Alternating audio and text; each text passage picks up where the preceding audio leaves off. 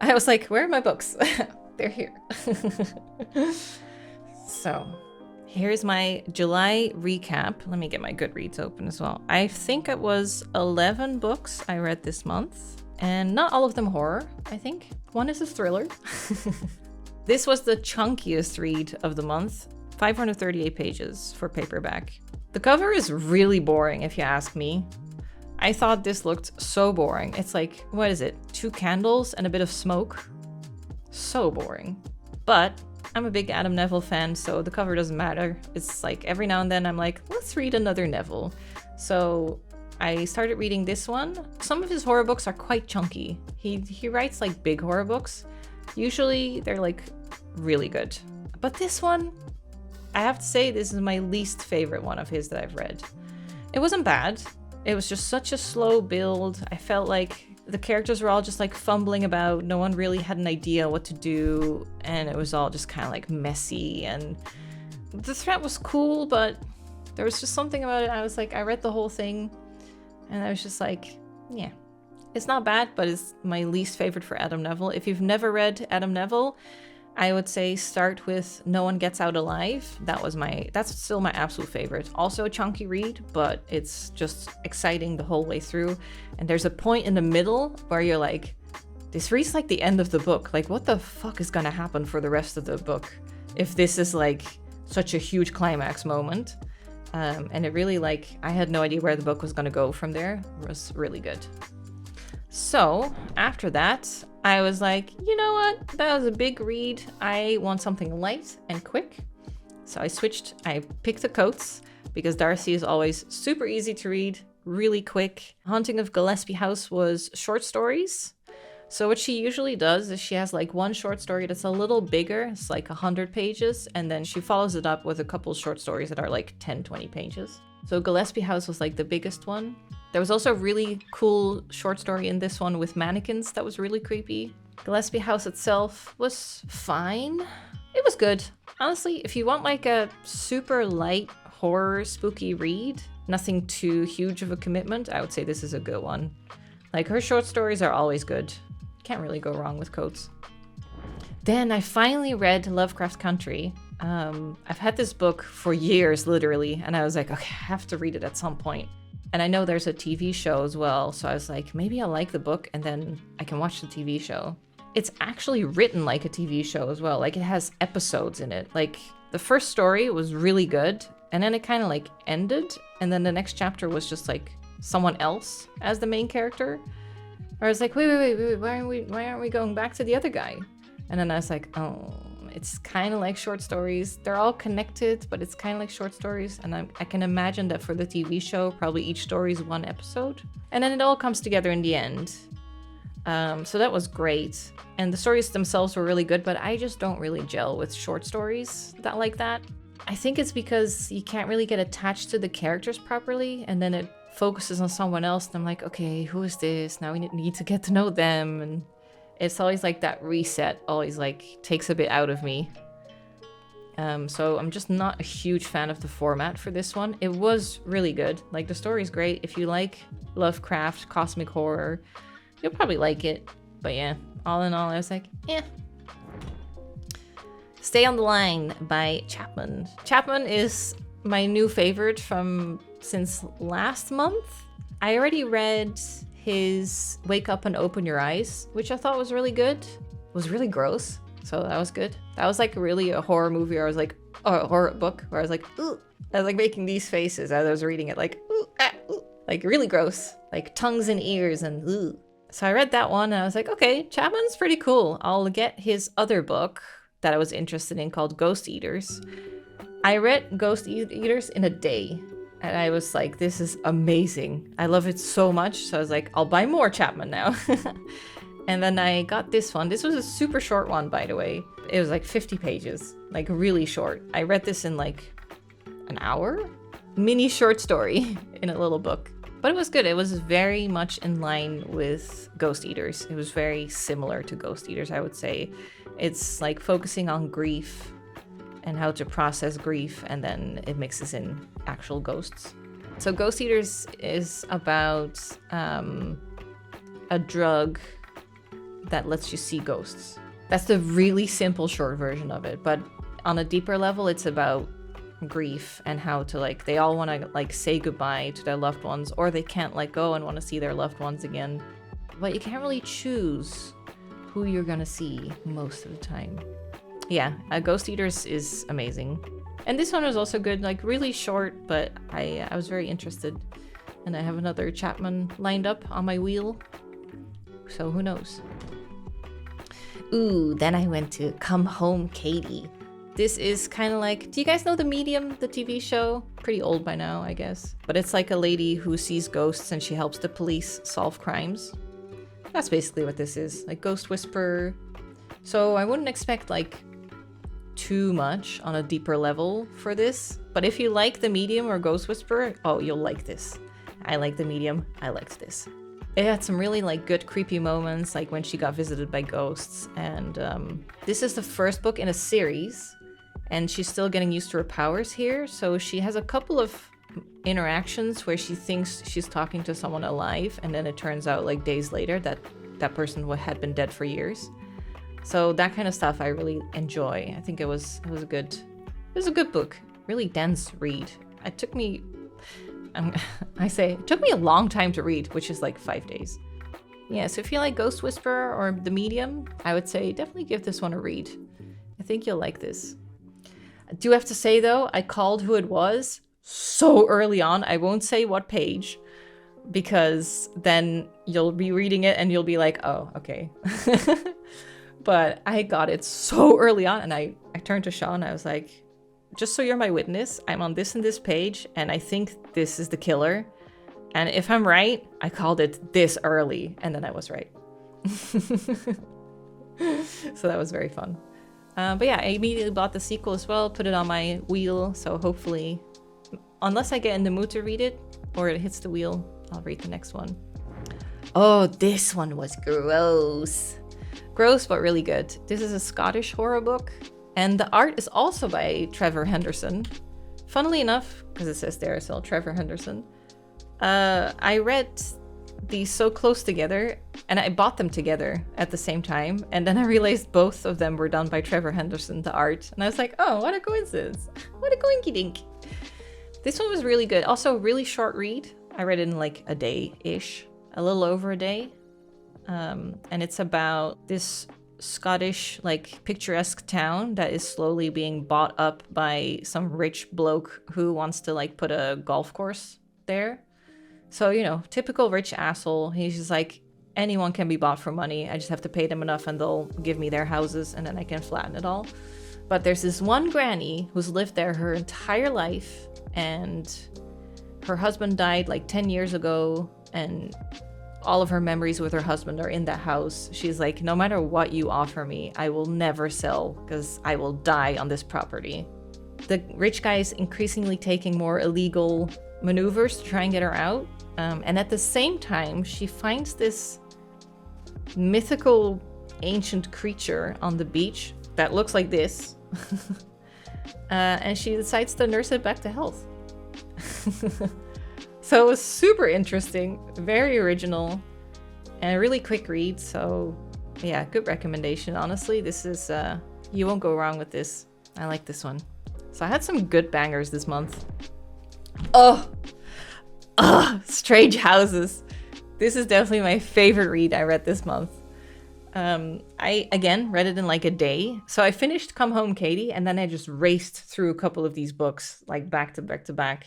This is a super easy read. So if you have like true like reading block and you just can't get through any book, read this one for sure. It's quite short, but it has tons of pictures. And it's just like, the book is written like, have a look at this house layout. Like, what stands out to you? And then yeah, like have a good look analyzing the house. And then you're like, oh, this is weird, this is weird. And then they go increasingly into detail about what's weird about the house. And then they start speculating on why it's built the way it is. And then they start researching and actually looking into it and finding people who've lived in the houses, or et cetera, et cetera. And it just deepens, the rabbit hole goes deeper and deeper, and it's amazing. And surprisingly enough, the Uketsu, the author, is a YouTuber. No idea. Never heard of him. but Japanese YouTuber who started writing books, I guess. Really good. I immediately bought Strange Pictures, by the author of Strange Pictures. Immediately bought it and I was like, I'm sold. This was so cool. I would say the ending of the book is kind of like, it wasn't as good as I'd hoped. Like, I was making crazy theories and then it wasn't as crazy as I thought. But it was still like the first half was so intriguing, it made it all worth it. I was just thinking about this book constantly and I couldn't stop reading it. It's even to the point where I see other people on the street and they're reading it. Like, I can see the pink-blue cover and I'm just like, oh, I'm so excited for them. Ooh. Then I switched to Red River 7. This one took me a couple days again, so now I'm slowing down again. And you can see the top, it says, full of action and suspense.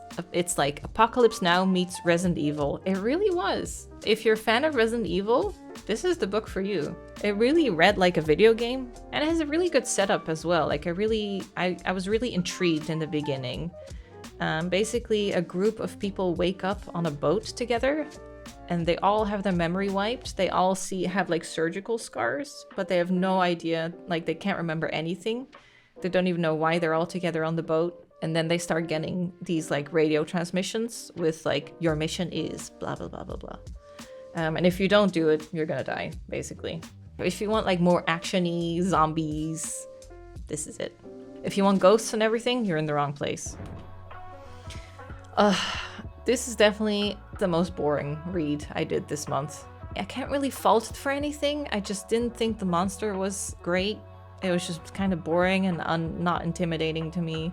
So this lady like inherits this house from her grandpa. Then you go between her timeline, which is 1989, and the grandpa's timeline, which starts in 1912 and then goes to like 38 or something.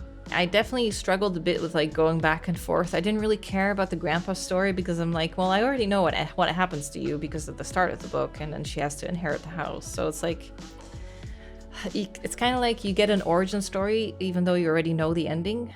I don't know. The end was good. Like the actual payoff at the very end, I was like, okay, that was cool. But to get there, you have to get through like 90% of the book where you're kind of like, eh. That was kind of slow. This one was kind of fun because it's a abandoned theme park. So a bunch of people get invited for a hide and seek game in an abandoned theme park, and the winner gets $50,000. There's quickly more to the game than it seems, and it's not a game at all, you know? I liked it, but it was definitely a simple read, I would say. This is like a turn your brain off and read. It's also very clear what's going on, for me at least. The intro, I was like, oh, this is happening, okay. Like I immediately was like, okay, this is what we're doing. But I still enjoyed it. I love just abandoned theme park. It was just, the setting was just like, you know, the setting carries the book. Can't really go wrong, you know? And then I ended the month with Graham Masterton. He's quite old, and it definitely shows in his books. But every book is so original, like the type of haunting or the type of ghosts that he does is so unique that I can never figure it out. And even this one, until the very end, I was like, so what's going on? Explain it to me.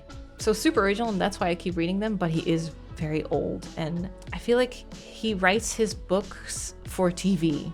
Does that make sense? This is the Kit Kat chocolate biscuit man. Yes.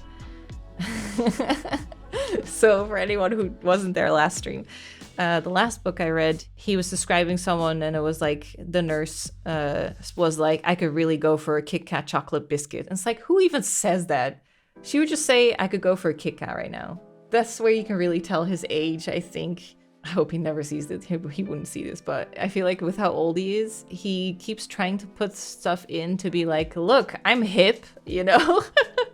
But he just doesn't, he's not there. Like, he's pretending to be one of the cool kids. He's just out of touch with a lot of things. What I also don't like is he puts a lot of other cultures in his books, but then really superficially. To the point where, like, this book, he goes to Italy and he visits a family in Italy, and they say, buongiorno, I made you spaghetti. Like, that kind of superficial, like super, like hitting all the stereotypes. But despite being an old man, if you can look past that, the hauntings that he comes up with are so original and always baffle me, and I can never guess what's gonna happen. So that's why I keep reading him, because he always comes up with original stuff. This is really like turn your brain off and read kind of book. Like, it's really like cheap TV show levels, I would say. And I know this sounds really negative, but like, I'm not making it seem really exciting to start reading Masterton, but he is so original. I can guarantee if you read some of his books, you're like, I have no idea what the fuck is going on. Like, how does this work? My favorite of his is House of 100 Whispers. If you never read a Masterton and you want to start, read that one.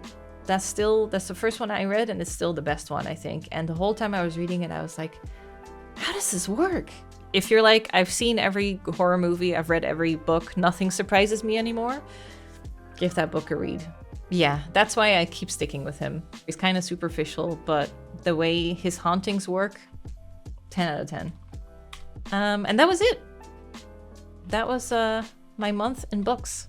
And I finished this one like on the 30th, so I was like, just in time. Favorite? This one. Like, just read it. It's amazing. You won't be disappointed. Just really fun, like a little brain-tingling mystery. This one was really good. This one, if you like the medium. Coates is always good. Anything of hers is good, except Dead of Winter. I didn't like that one. Read House of 100 Whispers for this one. Abandoned Theme Park. Cool. Resident Evil fans. That's it. That was my month of July. What'd you think? You loved Dead of Winter. I was so I was frustrated reading Dead of Winter. They keep being like, it was, you remember that scene in what's the last the Holmes one, the game that we played, where the group is like, we should stick together, don't split up, and then they immediately split up? That is Dead of Winter. Literally. They're like, we need to keep an eye on each other. No one can be trusted. Someone goes off alone, gets killed. Every time. And I was just so frustrated. I haven't read Dead Lake yet, no, by Darcy Coates. I don't have that one. I would say my favorite Darcy Coates. Ooh. So I've read Dead of Winter, Craven Manor, From Below, Where He Can't Find You, Haunting of Blackwood House, Gallows Hill. I think that's my favorite. I read the Gravekeeper series, Haunting of Gillespie House. Oh, I did read Dead Lake. Oh my god. Oh, no, that one was good. Yeah. No, I did read that one. I just totally forgot that that was the title. I read The Haunting of Rookwood House. Oh, Haunting of Lee Harker. That's my favorite one, for sure. If you have never read Darcy Coates, I would say go for The Haunting of Lee Harker. Also a very original ghost story. Do I have any books similar to episode 13? I'm still looking, Catherine. I'm still looking. I still want another book like that, yeah. I've read a couple like haunted movie, real, like haunted film books since then, but nothing really hits the spot like episode 13, no. I even have the other book that Craig DeLuey wrote. I think it's called How to Survive a Horror Movie, or something like that. I haven't gotten around to it yet. My TBR currently has 70-something books on it, I think. 77. This is my wheel. It's quite a lot of books on it. Do I review every month? So I'm thinking if people like this, we can like have a little look at it every month. That might be fun. And then we'll still do the big yearly one where I actually rank them, I think. But yeah, I mostly read just horror books. So if you don't like horror books, then you're not going to get many recommendations from me. Although I am reading fantasy right now. I started reading Paladin's Grace by Kingfisher. I didn't expect it to be spicy. It's quite horny. So it was a bit of a surprise. Although it's mild spicy compared to the actual spicy books that are circulating right now. But it's kind of spicy. I really thought it was just like quite like a grounded fantasy, because it was just like nothing supernatural or anything, but then now suddenly they're talking like, oh, maybe it's demon possession, and then they have to call someone in and he's like, no, I don't sense anything like a demon possession has happened to this body. And I'm like, oh, so there are powers and like supernatural things, so that's cool. I'm excited to read. I mean, it's super easy to read. I started it yesterday and I have like 100 pages left, so I'll probably finish it tonight. I mean, that's why I like Kingfisher. She's just like super digestible, light, humorous fantasy with a little bit of horny, a tiny bit of smut. But I like it, yeah. Sometimes you just want like a really easy read, you know?